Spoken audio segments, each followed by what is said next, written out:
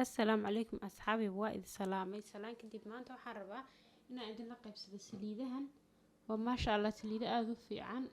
timaha ay u fiican yihiin waxaan rabaa inaan isku dardaro caagaas ayaan ku shubayaa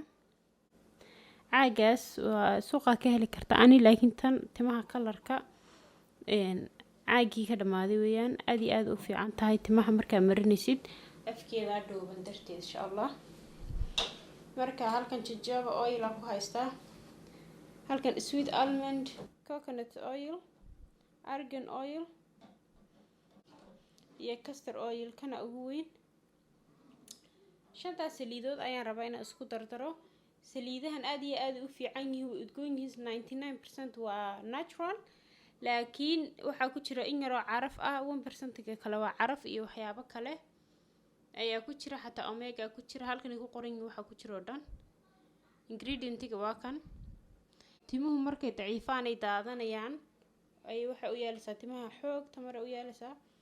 daadashada joojinayaan timaha marka faa'iido badan ay leeyihiin halkan aan ku shubinaa hadda insha Allah la socdaan halkaas baa saa dhahaysaa tag way u furan tahay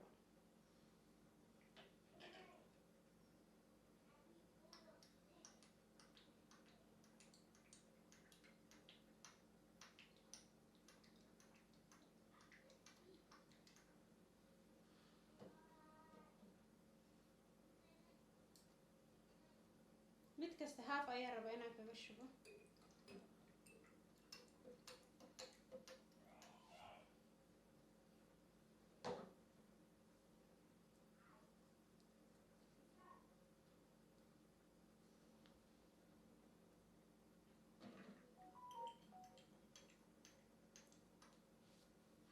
saliidahan si uu udgoon yahay waxyaabaysa madaxa inaan uun ku shito kala u uraya u udgoonaanaya marka marsid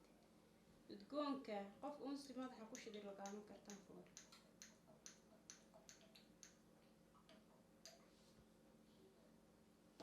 haddana castor oil kan ku shubaya castor oil ka faa'iido badan uu leeyahay waa ogtihiin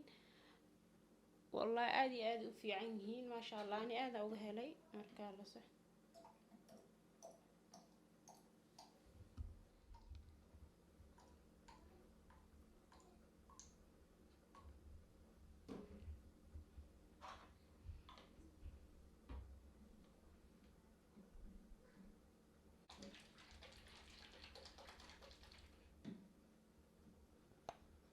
waa udgoonka lagama sheekeyn karaan koori saliidahan waxaad ka siibsan kartaa dukaanada Afrikaanka